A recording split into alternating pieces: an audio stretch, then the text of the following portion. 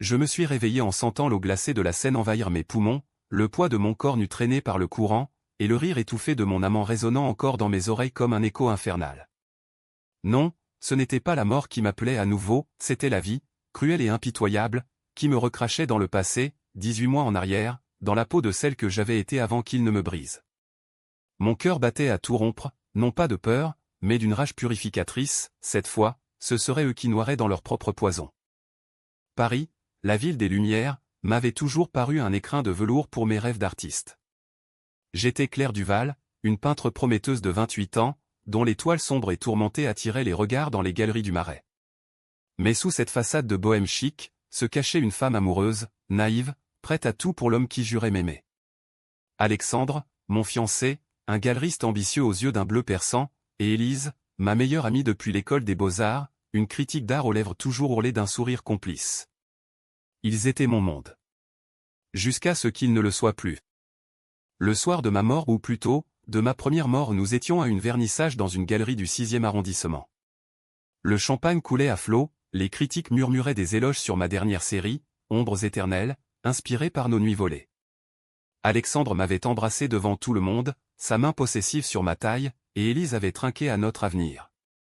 À Claire, la muse qui illumine nos vies, avait-elle dit, ses yeux pétillants d'une lueur que je prenais pour de la joie. Mais plus tard, dans les toilettes, j'avais surpris leur murmure, elle est trop imprévisible. Une fois l'héritage en poche, on s'en débarrasse. L'héritage ? Celui de mon père, un collectionneur d'art mort un mois plus tôt, qui m'avait légué sa fortune cachée aux des toiles volées pendant la guerre, évaluée à des millions, que j'ignorais posséder. La trahison avait été méthodique, un chef-d'œuvre de perfidie. Alexandre avait falsifié des documents pour me faire passer pour instable, droguant mes verres lors de dîners pour que je divague en public. Élise avait publié des articles anonymes me dépeignant comme une plagiaire, ruinant ma réputation. Et le point culminant, ils avaient arrangé un accident lors d'une balade nocturne le long de la Seine. Une poussée discrète, un corps flottant vers les écluses, noyé sous les ponts indifférents de la capitale. La police avait conclu à un suicide, grâce au faux témoignage d'Élise. Mon enterrement avait été une farce, Alexandre, veuf éploré, hérité de tout via un testament falsifié qu'il avait glissé dans les papiers de mon père. Mais la mort n'avait pas été mon repos éternel. Au lieu du néant, j'avais ressenti un tiraillement, comme si le temps lui-même se pliait sous le poids de mon injustice. Et me voilà, dans mon appartement du 5e arrondissement, le matin du 15 avril, 18 mois avant cette nuit fatale. Mon corps de 26 ans, encore intact, sans les cicatrices invisibles de la trahison naissante. Je me levai d'un bond, le miroir me renvoyant un visage pâle et déterminé. Pas cette fois, murmurai-je à mon reflet. Cette fois, c'est moi qui peins le tableau final. Les premiers jours furent un tourbillon de désorientation et de calculs froids. Je me promenais dans les rues de Paris comme une ombre, observant les passants pressés sous la pluie fine de printemps, les cafés bondés du boulevard Saint-Germain où les intellectuels débattaient de Sartre comme si le monde n'était qu'une abstraction. Mais pour moi, chaque pavé était un rappel, cette ville m'avait trahi, ou plutôt, ses enfants l'avaient fait. Je contactai un avocat discret, un vieil ami de mon père que j'avais négligé dans ma première vie. « Claire, ma chère, ton père m'a laissé une enveloppe scellée pour toi, dit-il au téléphone, sa voix chevrotante trahissant son âge. À son bureau près de la place Vendôme, il me tendit le document jauni. À l'intérieur, une liste d'étoiles nazies pillées en 1943, cachées dans un entrepôt à Montmartre. Mon père n'était pas un saint, il avait profité du chaos de la guerre pour bâtir sa collection, mais il avait voulu que je les rende un jour, pour racheter nos péchés familiaux. Alexandre et Élise l'avaient su, via des lettres qu'ils avaient volées, et avaient comploté pour s'en emparer. Le secret me frappa comme un coup de poignard, j'avais porté le poids d'un crime que je n'avais pas commis, gisant comme une malédiction dans les fondations de ma vie. Mon père, en me léguant cela, m'avait condamné sans le savoir. Mais maintenant, cette tâche devenait mon arme. Je décidai de ne rien rendre immédiatement. Au contraire, je falsifierais des expertises pour gonfler leur valeur, attirant Alexandre comme un papillon vers la flamme. Élise, avec son blog influx, serait mon mégaphone involontaire. Ma première décision controversée vint vite. Lors d'un dîner avec Alexandre, notre premier rendez-vous dans cette vie revisitée où je glissais une dose infime de la même drogue qu'il m'avait fait ingérer autrefois, un sédatif subtil acheté sur le dark web via un contact anonyme. Pas assez pour l'assommer, juste pour le faire parler. Assis à une table intime du Procope, sous les portraits jaunis de Voltaire, il but son vin sans se douter. Claire, ma chérie, tes toiles. Elles pourraient valoir une fortune si on les authentifiait bien, murmura-t-il, les yeux vitreux. Je souris, feignant l'innocence. Vraiment? Et si je te disais que j'en ai d'autres, hérités? Son regard s'alluma d'une avidité que je connaissais trop bien. Ce soir-là, en rentrant, je notais chaque mot, chaque promesse qu'il laissa échapper. La graine de la trahison était déjà plantée, je n'aurais qu'à l'arroser de mon venin. Élise fut plus délicate. Nous nous rencontrâmes pour un café au Flore, là où nous avions autrefois comploté nos expositions. Elle était toujours cette beauté éthérée, avec ses cheveux blonds cascadant comme une publicité pour Chanel. Claire, j'ai une idée pour booster ta carrière, dit-elle, ses doigts effleurant les miens. Dans ma première vie, j'aurais fondu. Cette fois, je vis le calcul derrière son sourire. Je lui confiai un secret, l'existence des toiles cachées, en prétendant les avoir découvertes par hasard. Mais chut, Élise, c'est illégal. Pillé pendant la guerre. Ses yeux s'écarquillèrent au nom de choc, mais de calcul. Oh ma chérie, on pourrait en faire un scandale positif. Une restitution héroïque, avec toi en vedette. Mensonge. Je savais qu'elle écrirait un article pour me salir, me faisant passer pour complice, afin de forcer une vente aux enchères où Alexandre interviendrait. Les semaines suivantes furent un balai de manipulation. Je peignis frénétiquement, infusant mes toiles d'une noirceur nouvelle, des scènes de noyades sous les ponts, des ombres d'amants se poignardant dans le dos. Les critiques adorèrent, ignorant que chaque coup de pinceau était une prophétie. Alexandre organisa une expo privée, invitant des collectionneurs véreux. Élise publia un teaser sur son blog, La nouvelle muse de Paris cache-t-elle un trésor maudit? Le buzz monta, et avec lui, leur impatience. Mais la tension grimpa quand je découvris leur premier mouvement. En fouillant l'appartement d'Alexandre, un verrou crocheté par un serrurier payé cash, je trouvai les emails. Des échanges codés avec un notaire corrompu, planifiant de me déclarer inapte via des preuves de dépression. Pire, une photo de moi, endormi, drogué lors d'un voyage passé. La rage me submergea, je faillis tout brûler. Au lieu de cela, je plantai une fausse piste, un faux journal intime, laissé là accidentellement dans ma galerie, détaillant des hallucinations sur les toiles volées. Une décision controversée, oui, impliquait des innocents, comme mon assistant qui pourrait être interrogé. Mais la vengeance n'était pas propre, elle coulait comme le sang sur une lame. Le premier coup porta lors de l'inauguration. La galerie bruissait de murmures, les flashs crépitant comme des coups de feu. Alexandre, en smoking impeccable, leva son verre, à Claire, dont les secrets nous enivrent tous. Élise, à ses côtés, hocha la tête. Je montai sur scène, mon cœur un tambour de guerre. Mes amis, dis-je, la voix tremblante pour les faits, ces toiles ne sont que le début. Imaginez, un legs familial, des œuvres perdues de la Seconde Guerre. Un silence, puis l'explosion d'applaudissements. Mais en coulisses, je vis leur regard, Alexandre serrait les poings, Élise tapotait frénétiquement son téléphone. Cette nuit-là, ils vinrent chez moi. Claire, c'est dangereux, plaida Alexandre, son bras autour de mes épaules. Ces toiles. Elles pourraient attirer des ennuis judiciaires. Élise renchérit, laisse-nous t'aider. On les vendra discrètement. Je feignis la panique, des larmes aux yeux. Vous avez raison. Demain, on va à l'entrepôt. Leur soulagement fut palpable. Mais dans l'ombre, je souris. L'entrepôt était piégé, des caméras cachées, connectées à un serveur anonyme, et un détective privé que j'avais engagé pour suivre leurs moindres gestes. Le lendemain, sous un ciel plombé de Paris, nous roulâmes vers Montmartre. La colline sacrée des artistes semblait se moquer de moi, ses vignes automnales rougissant comme du sang versé. L'entrepôt, un bâtiment délabré près du Sacré-Cœur, puait la moisissure et les secrets enfouis. Je déverrouillai la porte rouillée, les guidant vers les caisses poussiéreuses.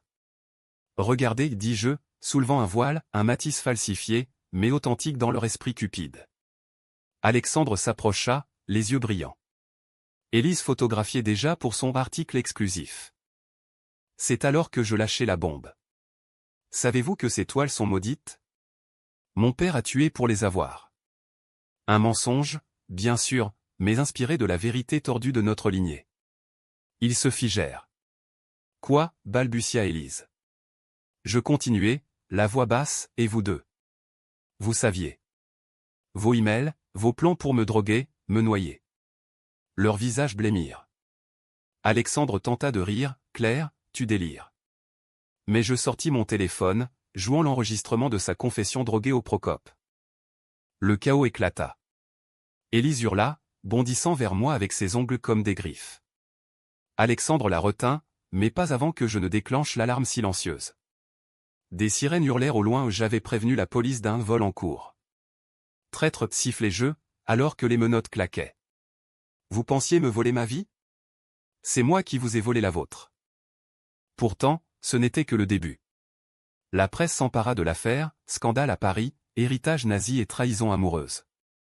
Élise, arrêtée pour diffamation et complicité, perdit son blog du jour au lendemain. Alexandre, inculpé pour fraude et tentative de meurtre, les caméras avaient capturé leur dispute passée, que j'avais retrouvée via un montage habile, vit sa galerie fermée par les huissiers. Mais ma décision la plus controversée vint là, je refusai de témoigner contre eux immédiatement. Au lieu de cela, je négociai un plea-bargain secret. Avouez tout, leur dis-je lors d'une visite en prison, séparée par une vitre froide. Où je révèle vos liens avec le notaire et les photos de vous deux, nus, avec des mineurs lors de fêtes privées. Un bluff, basé sur des rumeurs que j'avais amplifiées via des fuites anonymes. Ils plièrent, signant des confessions détaillées qui les envoyèrent pour 20 ans. Paris changea pour moi. Je rendis l'étoile au Louvre, devenant une héroïne réticente, interviewée par Le Monde comme la survivante qui a sauvé l'honneur de l'art français. Mais la nuit, seul dans mon appartement, les fantômes murmuraient. Étais-je meilleur qu'eux? Mes mensonges, mes drogues, mes pièges n'étaient-ils pas des miroirs de leur perfidie? La vengeance avait un goût doux amer, comme un absinthe trop chargé. Puis vint le twist, celui qui me brisa à nouveau. En triant les papiers de mon père, je trouvai une lettre non ouverte. « Claire, si tu lis ceci, c'est que j'ai échoué. Alexandre n'est pas qui tu crois. Il est ton demi-frère, fruit d'une liaison avec sa mère pendant la guerre. J'ai payé pour le silence, mais il sait. Méfie-toi. » Le monde vacilla. Mon amant, mon bourreau, portait mon sang. La trahison était plus profonde, un inceste familial empoisonné par leurs nazis. La rage revint, plus pure. Lors du procès final, au palais de justice de l'île de la Cité, je montai à la barre. Messieurs les juges, dis-je, la voix ferme, ce n'est pas seulement une fraude. C'est un viol de l'âme. Je révélai la lettre, forçant un test ADN qui confirma tout. Alexandre s'effondra, hurlant des malédictions. Élise, complice consentante, fut emportée en sanglots. Libéré, je quittai Paris pour la Provence, peignant des champs de lavande tachés de rouge. La vengeance m'avait sauvé, mais à quel prix? J'étais vivante, oui, mais marquée à jamais. Et dans mes rêves, la scène murmurait encore, « Reviens, Claire. La ville t'attend pour une autre danse. » Non, ce n'était pas la fin. La Provence n'était qu'un répit, un masque pour la tempête qui couvait encore en moi. 3 mois après le procès, une lettre anonyme glissa sous ma porte à Aix-en-Provence, une photo de moi, enfant, avec mon père et une femme inconnue, la mère d'Alexandre. Au dos, ces mots, « Le sang ne ment pas. Il appelle à plus de sang. » Mon cœur se serra, Élise avait-elle un allié? Ou pire, Alexandre, depuis sa cellule à Fresnes, tirait-il encore les ficelles? Je retournai à Paris, la capitale qui m'avait enfanté et tué. Les boulevards Haussmann me semblaient plus étroits, les haussmanniens plus hypocrites. Je m'installai dans un loft anonyme du 11e, près de Bastille, où les échos de la Révolution française me rappelaient que la vengeance était un droit ancestral. Mon premier acte fut de contacter Victor, le détective que j'avais engagé autrefois. Un homme trapu, ex-flic avec une moustache jaunie par la Gauloise, il m'accueillit dans son bureau enfumé rue de Birague. « Mademoiselle Duval, vous avez l'air d'un fantôme qui en veut à la terre entière, grognatait-il en versant du calva. Je lui tendis la photo. Trouvez qui l'a envoyée. Et creusé sur la mère d'Alexandre. Victor hocha la tête, ses yeux plissés comme des lames. Ça coûtera cher. Et dangereux. Ces familles d'artistes, c'est pire que la mafia sicilienne. Je souris froidement. L'argent n'est pas un problème. L'étoile rendit mon fait riche. Et la justice? Elle est mon obsession. Les jours suivants furent une plongée dans les abysses de Paris souterrain. Victor déterra des dossiers jaunis aux archives nationales, la mère d'Alexandre, une collaboratrice pendant l'occupation, avait échangé des faveurs contre des tableaux volés à des juifs déportés. Mon père, résistant tiède, l'avait séduite pour un monnaie cachée. Leur liaison avait produit Alexandre, abandonné à un orphelinat avant que mon père ne le récupère comme protégé ou pour expier. Le secret était un nœud gordien, Alexandre avait grandi dans la haine, jurant de réclamer son dû via moi, sa sœur. Mais la lettre? Victor pista l'expéditeur jusqu'à un cybercafé près de la gare du Nord, fréquenté par des immigrés et des hackers. L'empreinte digitale sur l'enveloppe mena à un nom, Lucien, un ancien associé d'Élise, un faussaire d'art chômeur depuis le scandale. Je le confrontai dans un bar miteux de Belleville, l'air chargé d'odeurs d'épices et de haches. Elle m'a dit de te faire peur, cracha-t-il, un verre de pastis tremblant dans sa main. Élise sort en conditionnel la semaine prochaine. Elle veut te voir supplier. La tension monta comme une marée. Élise, libérée pour bonne conduite une farce judiciaire, grâce à ses connexions chez les éditeurs parisiens, m'appela le soir même. Claire, ma douce, on doit parler. Café de Flore, demain midi. Sa voix sucrée me donna la nausée. J'acceptai, mais pas seul. Victor planqua un micro dans mon sac, et je glissai à nouveau la drogue dans mon propre café au nom, cette fois, c'était pour elle. Un échange de vers subtils, appris de mes erreurs passées. Au Flore, sous les yeux curieux des touristes, elle arriva en tailleur chic, les cheveux relevés en chignon impeccable. J'ai payé pour mes erreurs, dit-elle, les larmes aux yeux. Mais toi. Tu as détruit nos vies pour rien. Je feignis la compassion. Rien. Tu as couché avec mon fiancé, mon frère de sang, pour un héritage volé. Ses yeux s'écarquillèrent, elle avala son café d'une traite. La drogue agit vite, ses mots se firent pâteux.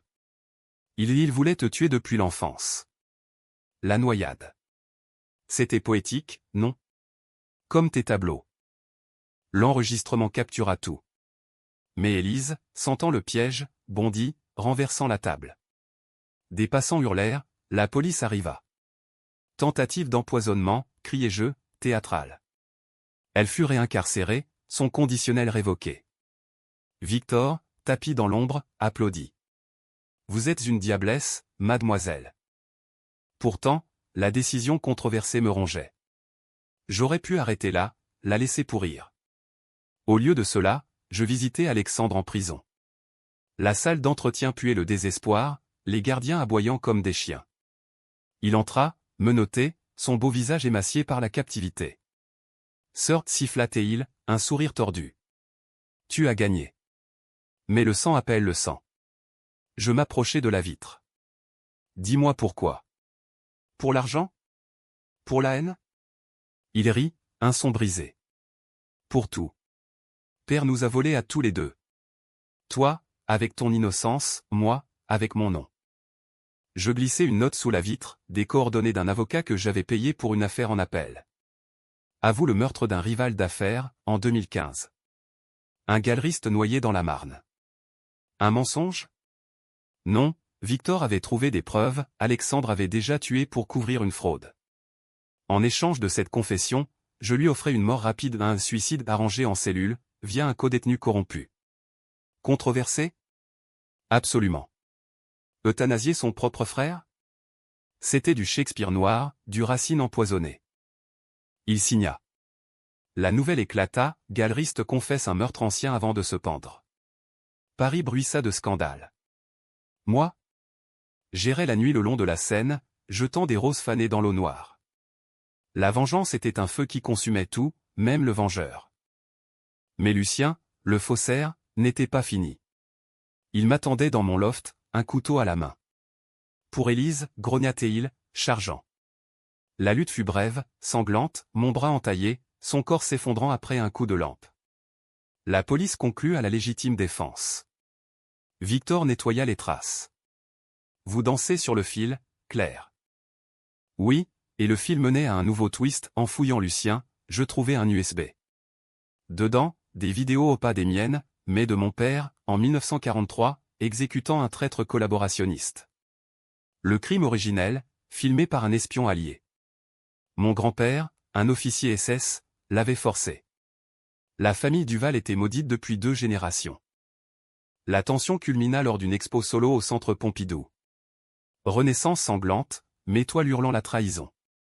La foule affluait, ignorant que chaque visiteur était une pièce dans mon échiquier. Élise, via un avocat, envoya une menace, je sors. Et je publie tout sur ton suicide arrangé. Mais j'étais prête. Pendant le discours d'ouverture, je révélai l'USB au public, mon héritage n'est pas que de l'art. C'est du sang. Et je le rends à la justice. Les flashs explosèrent. Le procureur, averti, lança une enquête sur mon père posthume, mais destructrice pour la réputation du Val. Élise, liée à Lucien, fut accusée de chantage. Alexandre? Son suicide fut requalifié en meurtre commandité par elle. Libéré à nouveau, je marchais vers la Seine au lever du soleil. Paris s'éveillait, indifférente. La vengeance avait été cathartique, mais le twist final me laissait brisé, j'étais la fille d'un assassin, sœur d'un monstre. Pourtant, dans cette cathédrale d'eau et de pierre, je sentis une paix fragile. Peut-être que renaître, c'était non pas haïr, mais survivre. La paix fut illusoire, un mirage dans le désert de ma rage. 2 semaines après l'expo, un appel anonyme brisa le silence. Claire Duval? Vous avez ouvert la boîte de Pandore. Rencontrez-moi au Père-Lachaise, minuit. La voix était rauque, masculine, avec un accent alsacien écho des origines nazies de ma famille. Je n'hésitais pas. Le cimetière du Père-Lachaise, labyrinthe de tombes gothiques sous la lune, était le décor parfait pour un fantôme. Victor insista pour venir, son revolver glissé dans sa ceinture. C'est un piège, grogna-t-il en nous frayant un chemin parmi les mausolées de Chopin et de Proust.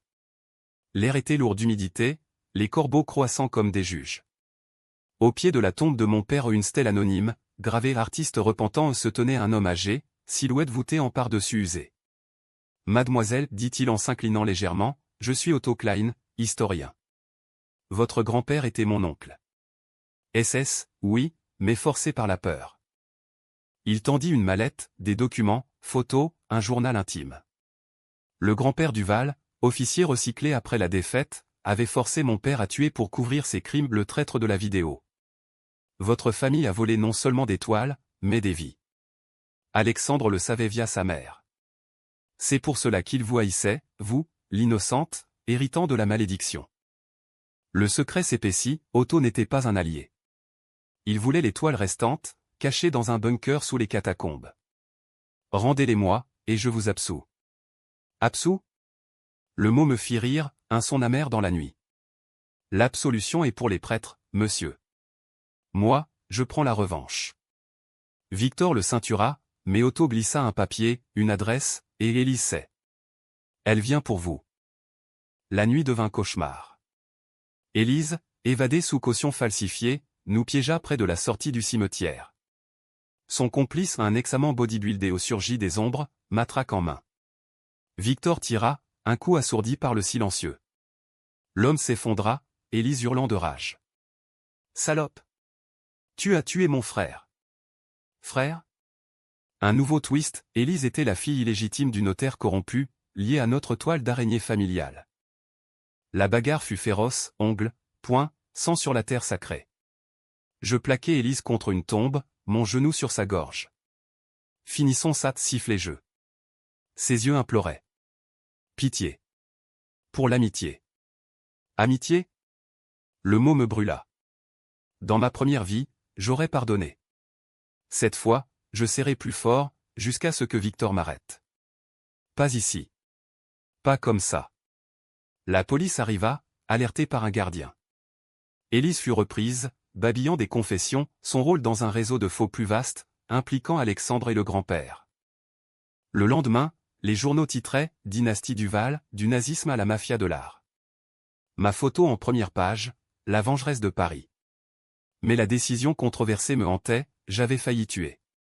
Était-ce justice ou folie? Otto disparut, emportant la mallette. Victor me conseilla, fuyez. Allez en Suisse, avec l'argent des restitutions. Au lieu de cela, je plongeai plus profond. Les catacombes de Paris, ce ossuaire géant sous la ville, devinrent mon labyrinthe. Guidé par le journal d'Otto au volet à Victor, je descendis par une entrée secrète près de d'Enfer Rochereau. L'air était froid, chargé d'os blanchis empilés comme des sculptures macabres. Les toiles étaient là, dans un bunker nazi abandonné, Picasso, Van Gogh, volé en 1940. Et au milieu, un portrait de mon grand-père, souriant sadiquement. tandis que j'emballais les œuvres pour les rendre, des pas résonnèrent. Otto, armé d'un pistolet ancien. Elles sont à moi, grogna-t-il. Pour réparer l'histoire. La confrontation fut un duel verbal d'abord, vous êtes comme eux, un voleur déguisé en justicier. Il tira, manquant de peu. Je ripostai avec une toile roulée comme bouclier, puis un coup de pied qui le désarma. Nous luttâmes parmi les crânes, le passé se réveillant en poussière. Victor arriva à temps, alerté par mon traceur GPS. Otto fut arrêté, confessant un complot pour revendre les toiles au marché noir. Le twist? Il était le père biologique d'Alexandre, un autre bâtard de la guerre. La famille s'agrandissait dans l'horreur. Sorti des catacombes, couverte de sueur et de terre, je sentis la catharsis. Paris, ville de lumière et d'ombre, m'avait testé. La vengeance n'était pas finie, elle était en moi, un feu éternel. Avec les toiles des catacombes rendues au gouvernement, je devins une légende malgré moi. Invité à la Sorbonne pour une conférence sur l'art et la mémoire collective, je parlais devant des étudiants éblouis, ma voix résonnant dans l'amphithéâtre ancien. L'art n'est pas innocent, dis-je, citant Baudelaire. Il porte les crimes de ceux qui le touchent. Applaudissements, mais dans les rangs, un visage familier, la nièce d'Élise, une journaliste en herbe nommée Sophie. Tante Élise dit que vous êtes une menteuse, me glissa-t-elle après. Elle prépare un livre, La fraternité maudite. La menace renaissait. Sophie, ambitieuse, avait accès aux cellules d'Élise via des visites conjugales où elle épousait un gardien. Le livre promettait de révéler mes crimes, le faux journal, la drogue, le suicide arrangé. Une décision controversée s'imposa, infiltrer ou détruire? Je choisis l'infiltration. Sous le pseudonyme de Léa, assistante recherche, je contactai Sophie via LinkedIn. Je cherche des archives sur les Duval pour un docu Netflix. Elle mordit, m'invitant à un dîner au Train Bleu, la brasserie opulente de la gare de Lyon. Le lieu était un piège doré, lustre cristallin, fresque belle époque contrastant avec notre complot. Sophie, une brune vive aux yeux perçants, commanda du foie gras. Ma tante est innocente. Vous l'avez piégée avec vos mensonges familiaux. Je feignis l'hésitation. Et si je vous disais que j'ai des preuves contraires? Des lettres d'Alexandre. Mensonges, mais efficaces. Elle avala l'appât, montrez-moi. En échange, je vous donne l'accès au manuscrit. Les nuits suivantes furent un tourbillon d'espionnage low-tech. Je glissai un keylogger dans son ordinateur lors d'une réunion chez elle, un appartement haussmannien près des Champs-Élysées. Le manuscrit téléchargea, chapitre détaillant mes manipulations, avec des épreuves forgées par Élise, enregistrements truqués de nos disputes. La tension grimpa quand Sophie me confronta, Léa, ou qui que tu sois, je sais pour les catacombes. Otto était mon grand-oncle. Tu as volé notre héritage. Le twist familial s'élargissait, Sophie était la petite-fille d'Otto, cousine d'Alexandre. Un réseau de sang et de secrets, tissé sur 60 ans. La confrontation éclata dans son appartement, sous une pluie battante contre les fenêtres. Rends le manuscrit, ou je publie, menaça-t-elle, un spray au poivre en main. Je ripostai, publie, et je révèle que ton père, le gardien, a aidé Élise à s'évader. Corruption d'État. Elle craqua, pleurant. C'était pour l'argent. Ma famille ruinée par les Duval. Compassion? Non. Je copiai tout, effaçai l'original, et partis. Mais en sortant, une ombre, Victor, blessé, traînant une balle dans l'épaule. Ils t'ont suivi. Élise a des hommes dehors. La fuite fut chaotique, course-poursuite en taxi à travers le périphérique, sirène hurlant. Nous nous réfugions dans un Safouze à Montreuil, un entrepôt reconverti en squat d'artistes. Là, pansant la plaie de Victor avec du whisky bon marché, je confessai, je suis fatigué de ce cycle. Trahir pour venger la trahison. Il rit faiblement. C'est Paris, ma fille. La ville te change, ou elle te tue. Le climax approchait. Élise, libérée par un juge complice, payé par Sophie, organisa une réconciliation au public, un débat télévisé sur France 2, Héritage et vengeance, le cas Duval. J'acceptai, micro en main sous les projecteurs du studio. Le public, 500 âmes anonymes, retenait son souffle. Élise, en robe rouge sang, attaqua, Claire a fabriqué sa renaissance. Drogue, faux, meurtre. Je contre-attaquai avec le manuscrit, et ceci? Vos aveux, Élise. Vous avez couché avec mon frère pour un tableau. Inceste moral, au moins. Le studio explosa en murmures. Sophie, dans le public, blêmit. Le modérateur, un journaliste chevronné, exigea des preuves. Je diffusai l'enregistrement en pas truqué, celui du cimetière. Élise s'effondra en larmes, confessant tout en direct. Pour l'amour. Tordu. Arrestation immédiate, caméra tournant. Sophie fut emmenée pour obstruction. Victor, depuis l'hôpital, envoya un pouce levé. Mais ma décision la plus noire vint après, je visitai Élise en cellule une dernière fois. Finissons, dis-je. Elle hocha la tête, écrivant une confession finale, son rôle dans la mort de la mère d'Alexandre, par jalousie. Pour Alexandre. Il était à moi. Le twist ultime, Élise l'avait empoisonné, déclenchant la chaîne. Libéré de tout, je gravis la tour Eiffel au crépuscule, la ville à mes pieds comme un tableau conquis. La vengeance était victorieuse, mais vide. Qui étais-je sans ennemi? L'aube se leva sur un Paris purgé, ou du moins, c'est ce que je me disais en marchant le long des quais, l'air chargé du parfum des marronniers en fleurs. 5 mois après le débat, les procès s'enchaînaient comme des dominos, Élise condamnée à perpétuité pour meurtres multiples, Sophie à 10 ans pour fraude, auto-extradée vers l'Allemagne pour crimes de guerre accessoires. Alexandre? Son appel rejeté, il pourrissait à vie, écrivant des lettres que je brûlais sans lire. Victor guéri, nous partageant un dernier pastis au zinc d'un bistrot de la Butte aux Cailles. Allez, Claire. Quitte cette ville maudite. Va à Nice, peins des vagues bleues. Je secouai la tête. Paris est en moi. Comme une cicatrice qui démange. Il rit, sa moustache frémissant. Alors, fais en une œuvre d'art. Mon atelier rouvrit, plus grand, au cœur du Marais. Renaissance, ma nouvelle série, toile où la scène se teint de pourpre, où des figures spectrales où Alexandre, Élise, mon père se noie dans des miroirs brisés. Les critiques affluèrent, Duval transcende le trauma en triomphe gothique. Vente record, une expo au Louvre prévue. La gloire, enfin. Mais le vrai twist surgit lors d'une visite médicale de routine. Félicitations, mademoiselle Duval, dit le docteur, un sourire professionnel. Vous êtes enceinte. Enceinte? De qui? Les nuits solitaires après Victor, un amant d'un soir lors d'une fête? Non, un flashback me frappa. Dans ma première vie, avant la noyade, une aventure fugace avec un critique italien, oublié dans le chaos. Le Templier par la Renaissance avait préservé cela à un enfant, fruit d'un passé effacé. La décision controversée ultime, garder l'enfant ou non? Symbole de vie nouvelle, ou malédiction potentielle? Je choisis la vie, touchant mon ventre naissant. Tu seras libre, murmurai-je. Sans les ombres du Val. La naissance vint un automne pluvieux, dans une clinique discrète de Neuilly. Une fille, aux yeux verts comme les miens, que j'appelais Héloïse Ironie, un écho d'Élise, mais purifié.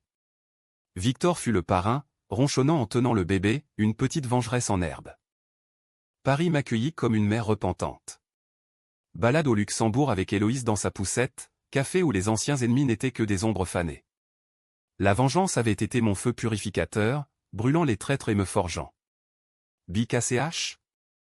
Non, un happy end teinté de gris, comme un Monet sous la brume. Pourtant, une nuit, un rêve me ramena à la scène. Reviens-tu, murmura l'eau. Je souris dans mon sommeil. J'ai gagné. Mais si tu m'appelles encore? Je répondrai. Et ainsi, la boucle se ferma. Renaître n'était pas effacer le passé, mais le peindre en couleurs vives, sanglantes, éternelles.